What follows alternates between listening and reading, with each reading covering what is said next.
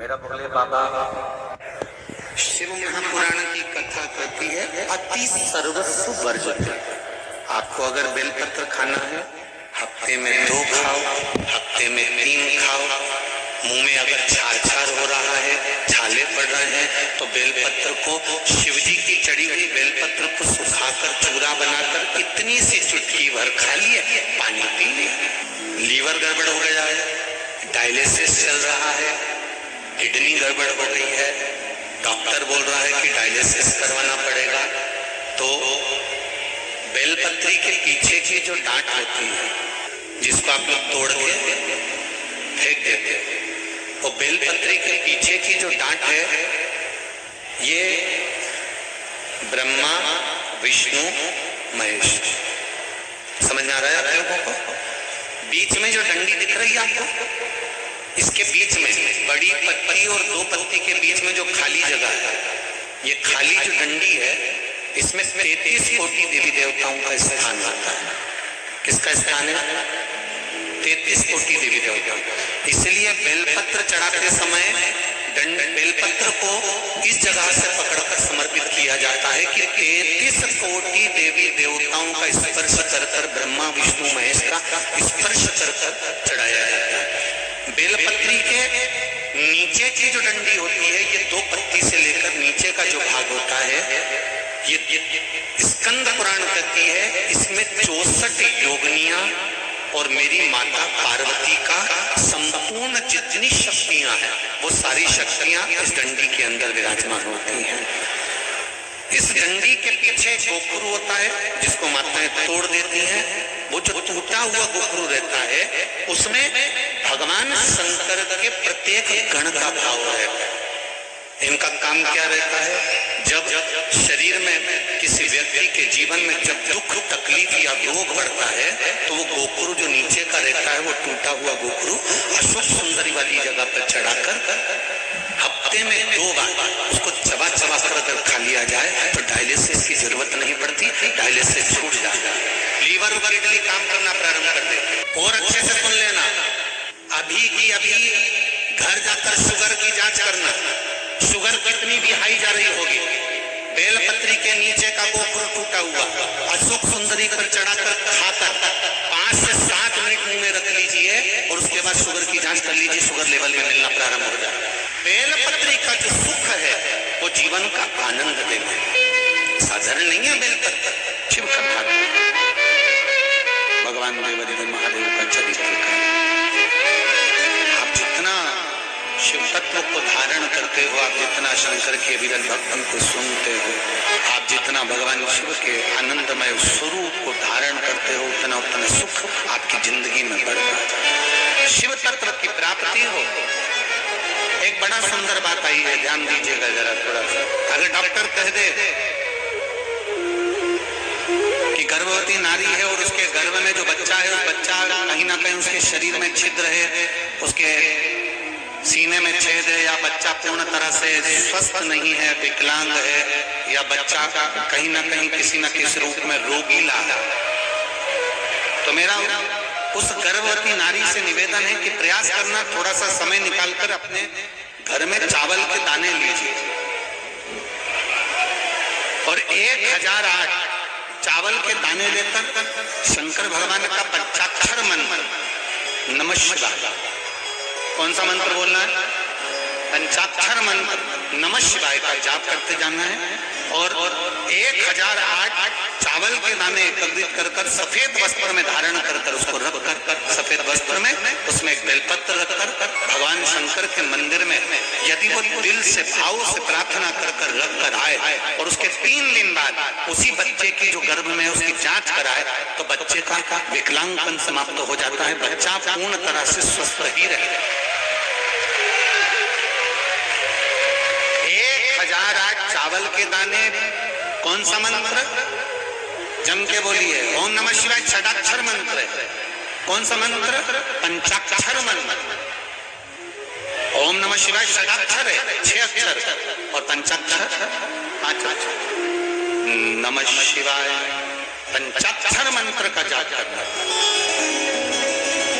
को जाप कर कर उस चावल को एकत्रित कर कर शिव मंदिर में समाप्त। उसके 3 या 4 दिन बाद वापिस सब सोनोग्राफी कराइए, वापिस जांच कर। और यदि एक बार में बाबा ना सुने तो दूसरी बार फिर करना, उसके बाद फिर जांच करना। बाबा से प्रार्थना करना।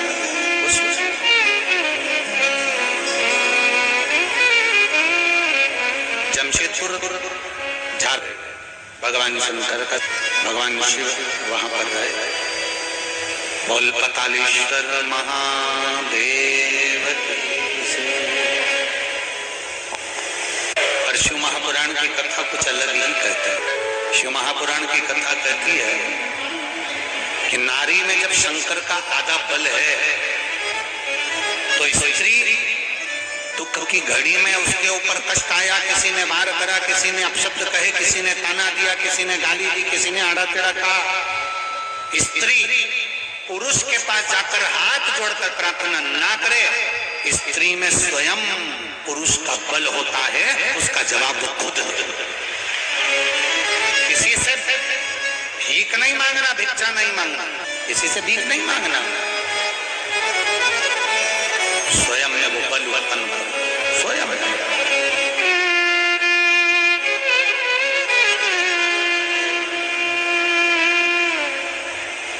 पार्वती जी को देखकर शिव जी ने कहा,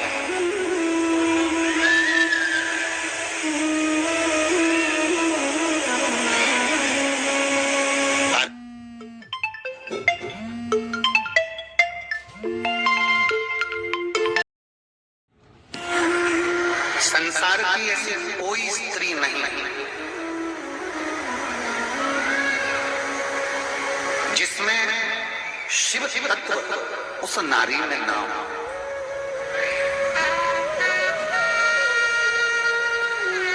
जितनी मेरी जीजियां बैठी हैं, जितनी मेरी बहनें बैठी हुई हैं, जितने मेरे भाई बैठे हैं, जरा ध्यान से कथा की ओर अग्रसर होंगे। थोड़ा ध्यान रखना कि संसार में बेटी का जो जन्म होता है, नारी का जो जन्म होता है, स्त्री का जो जन्म होता है, जन्म जब स्त्री लेती है, नारी रहती है, उस दिन से जन्म की कन्या से लेकर अंतिम समय तक नारी जब तक पृथ्वी पर रहती है, उसमें शंकर की आदि शक्ति उसके अंदर विराजमान है।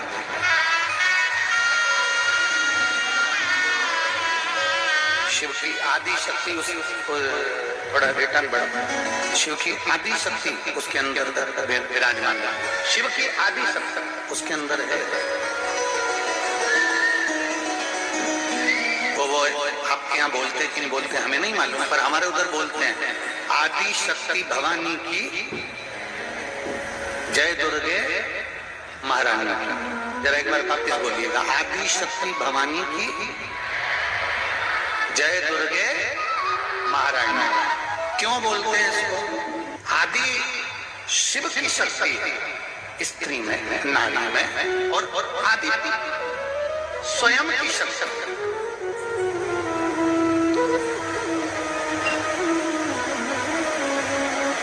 आपसे पूछेंगे थोड़ा सा, आपको थोड़ा बड़ा हो सकता है कि ऐसा लगे सुनने वालों को कि गुरुजी कैसा प्रश्न कर।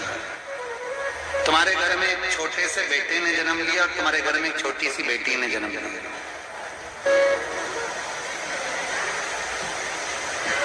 ओ मेरी झारखंड की जीजी, और जितने आस्था चैनल पर सुन रहे हैं, जितने फेसबुक यूट्यूब पर सुन रहे हैं, वो भी सुन लीजिए अच्छे से।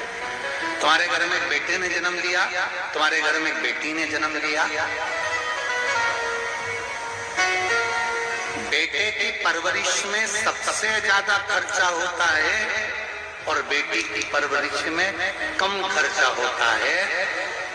फिर भी बेटा ज्यादा बीमार पड़ता है और बेटी अलमस्त होकर अपनी जिंदगी को आगे बढ़ाती है।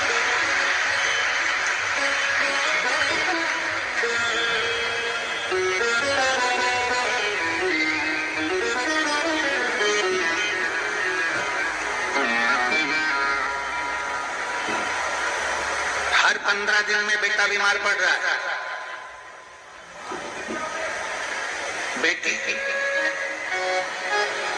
बेटा जन्म से सूखा दुबला पतरा और बेटी पैदा होते से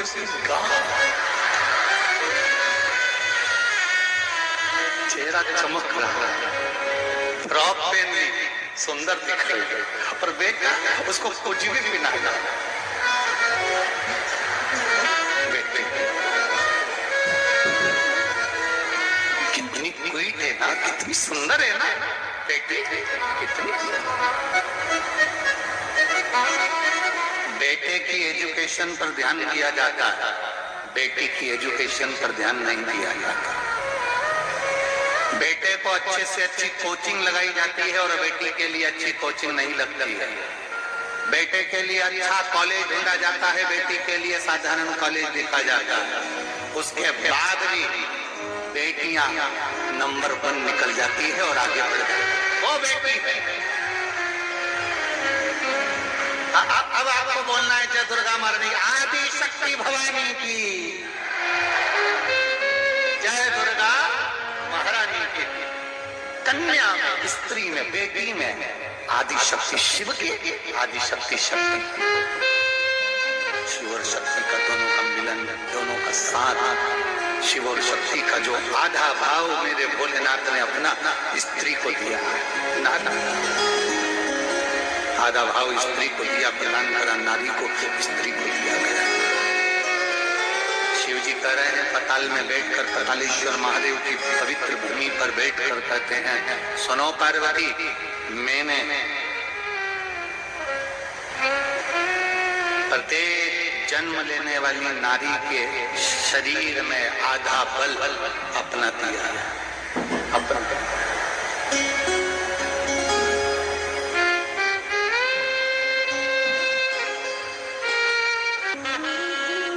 गलत व्यक्ति को अपना दिल दिया था, इसलिए टूट गया। तो अगर महादेव को देता तो टूटता नहीं। ये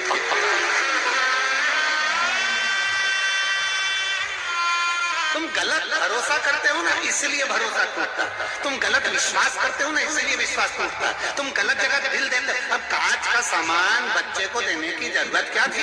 बच्चे को कांच का सामान दोगे तो वो तो तोड़ेगा ही, क्योंकि बच्चा है। उसी तरह जो तुम्हारे व्यवहार को ना समझेगा, जो तुम्हारे प्रेम को ना समझेगा, जो तुम नहीं समझ सकता, वो तुम्हारे दिल को तोड़ेगा। इसलिए विश्वास भी टूटता है, भरोसा भी टूटता है और दिल भी टूटता है। अगर बनाकर रखना है तो महादेव पर भरोसा और विश्वास और दिल देकर देखना, वो जिंदगी में कभी नहीं टूट सकता, वो चुड़ा की चुड़ाई रहेगा।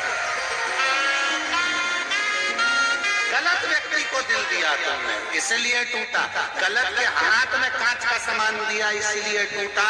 कांच का सामान उसी को देना जो समझदार हो, दिल उसी को देना जो समझदार हो। हेरा केरा नत्थु खेरा के मत देना।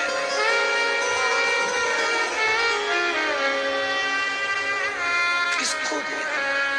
मेरी माता पार्वती जी ने अपना हृदय दिया शिव जी को, मेरी माता जानकी ने अपना हृदय दिया राम जी को, मेरी माता राधा रानी ने अपना हृदय दिया कृष्ण को। दिल उसको दो जो समझ, हृदय उसको दिया जाए जो समझे। शिव जी कह रहे हैं पार्वती मेरा आधा, पूरा आधा शरीर का मेरे बल में स्त्री को दे देता हूं, नारी।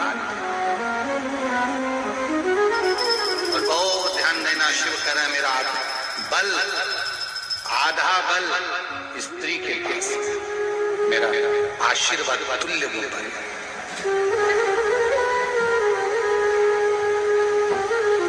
समझिएगा जरा। ब्रह्मा जी की सृष्टि में, ब्रह्मा के बनाए ब्रह्मांड में, ब्रह्मा जी की सृष्टि में जितनी ताकत होती है, जितना बल होता है, उतना बल इंद्रदेव की वज्र में, इंद्रदेव के वज्र में, ब्रह्मा जी की सृष्टि में जितना बल होता है, जितनी ताकत होती है, उससे 1000 गुना बल इंद्र के वज्र में होता है। और इंद्र के वज्र में जितना बल होता है, उससे 1,00,000 गुना बल, 1,00,000 गुना बल भगवान नारायण की मुस्कुराहट में होता है।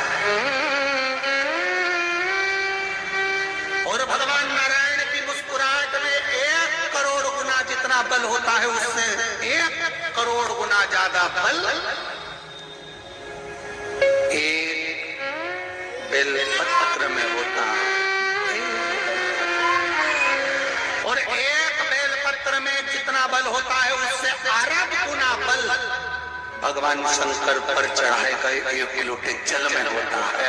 जरा विचार करिएगा, वो जल साधारण नहीं हो सकता, वो जल साधारण नहीं है। उस जल को जिसने पहचान लिया, जो उस जल को जान गया, समझ लेना उसने अपना कल पहचान लिया। जो जल को जान गया वो अपने कल को पहचान लिया। दम हवाई जहाज नहीं उड़ेगा, थोड़ा जाते रहना उसकी चौखट पर, उसके मंदिर पर जाते रहो, उसके द्वार पर। तेरे मंदिर में आना मेरा काम है और मेरी बिगड़ी बनाना तेरा काम है। हम उसकी चौखट तक जाते रहें, हम उसके दरवाजे तक जाते रहें। जब हम उसकी चौखट तक, उसके दरवाजे तक जाएंगे तो वो भी एक दिन हमारे दरवाजे तक आएगा। भागवत सुनी है आप लोगों ने? किन किन ने सुनी? हाथ उठाओ जरा। टीवी पर, घर पर, जहां भी सुनी हो, सुनिए। उसमें छठे दिन रुक्मणी जी के ब्याह की कथा आती है। रुक्मणी जी के ब्याह में रुक्मणी जी ने पत्र लिखा, द्वारकाधीश के पास भेजा। बोलो सही है? अरे बोलते जाओ, ठीक है। कहीं गड़बड़ बोले तो बोल देना खड़े होके, महाराज गड़बड़ है, ठीक है? तुम्हारा और हमारा तो रिश्ता घर का, परिवार का, उसमें तुम टेंशन वेंशन मत लिया करो कि अपन कुछ बोलेंगे तो महाराज को बुरा लग जाएगा। कई टेंशन नहीं अपने को, तुम तो बढ़िया मस्त। रुक्मणी जी ने पत्र लिखा, पत्र लेकर ब्राह्मण देवता गए, पत्र को भगवान को दिया। भगवान उस पत्र को पढ़ने के बाद रुक्मणी जी से कहते हैं, ब्राह्मण से कहते हैं कि रुक्मणी जी से जाकर कह दो तू श्रृंगार करके गोरा जी के मंदिर पहुंच जाना, जगदम्बा के मंदिर पहुंच जाना, मैं तुझे लेने आ जाऊंगा। सही है? बोलो तो ठीक है। भगवान ने रुक्मणी जी से यह क्यों नहीं कहा कि तो तैयार होकर छत पे खड़ी हो जाना? गोरा जी के मंदिर क्यों भेजा? जगदम्बा के मंदिर क्यों भेजा? क्योंकि रामचरितमानस में लिखा है, शंकर विश्वास रूपिणो, शंकर जी विश्वास है, पार्वती जी श्रद्धा है। पार्वती जी क्या है? श्रद्धा। जगदम्बा क्या है? श्रद्धा। अम्बा क्या है? श्रद्धा। तुम श्रद्धा से अगर मंदिर में जाओगे तो भगवान तुमको लेने जरूर आएगा, ये भगवान सिद्ध कर।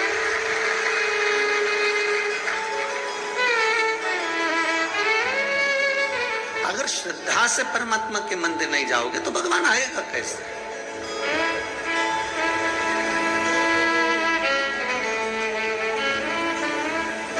आप आए नहीं और सुबह हो गई, मेरी पूजा की थाली धरी रह गई।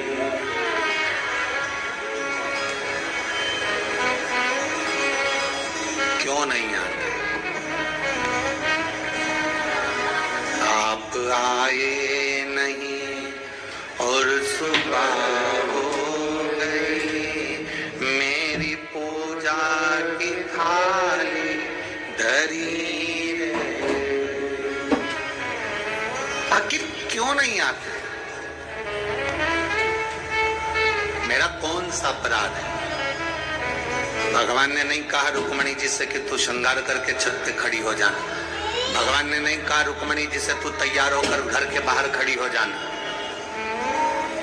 चाहने वाला, प्रेम करने वाला, स्नेह करने वाला होता तो तू कहता कि तू तैयार होकर चौराहे पे खड़ी मिलना, मैं तेरे को लेके चले जाऊंगा। भगवान नहीं बोले, भगवान ने ये शब्द नहीं कहा।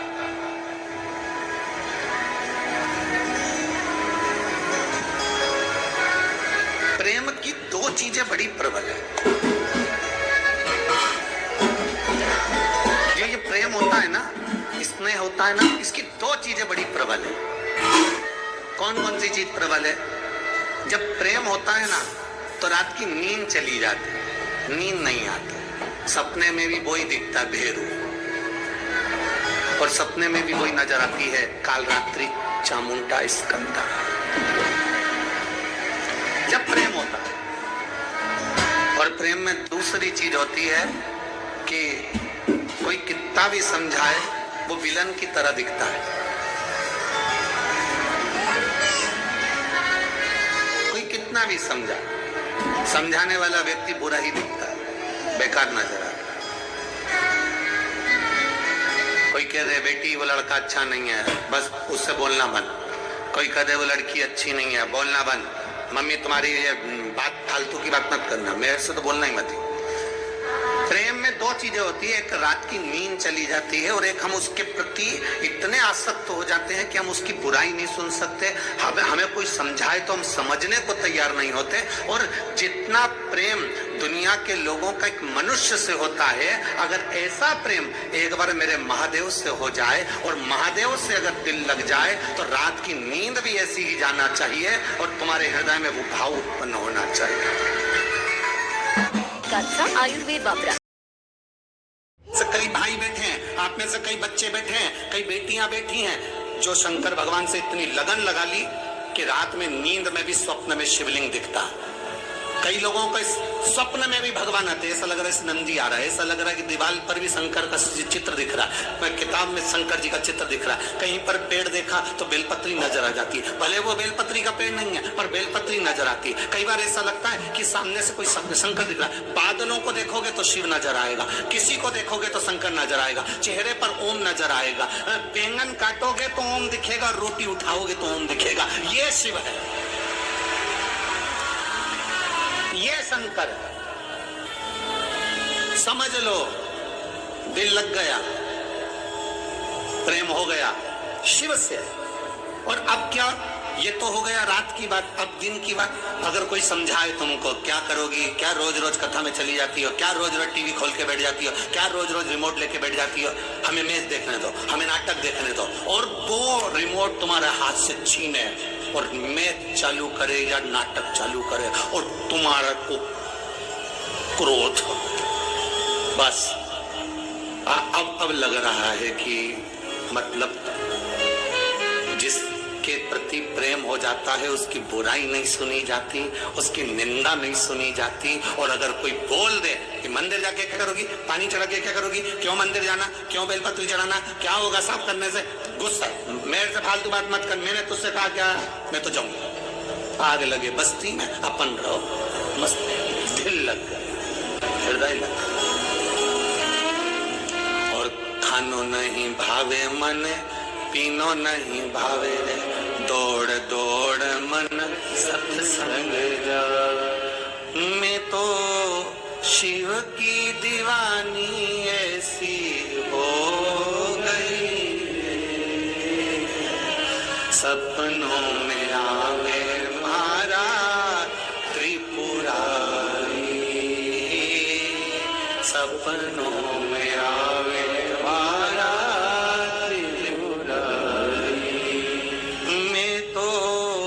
बाबा की दीवानी ऐसी हो।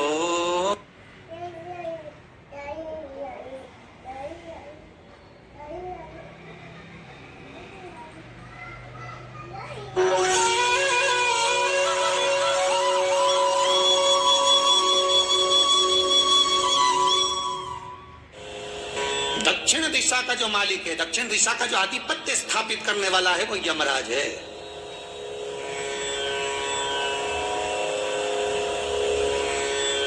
और यमराज पर भी अगर कोई आधिपत्य स्थापित कर लेता है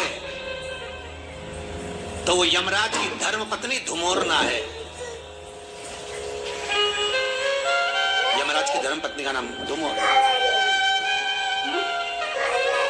अगर कोई दक्षिण दिशा पर आधिपत्य है यमराज का, यमराज पर आधिपत्य है धुमोरना का, यमराज की पत्नी का, एक काम करो, तुम्हारे पति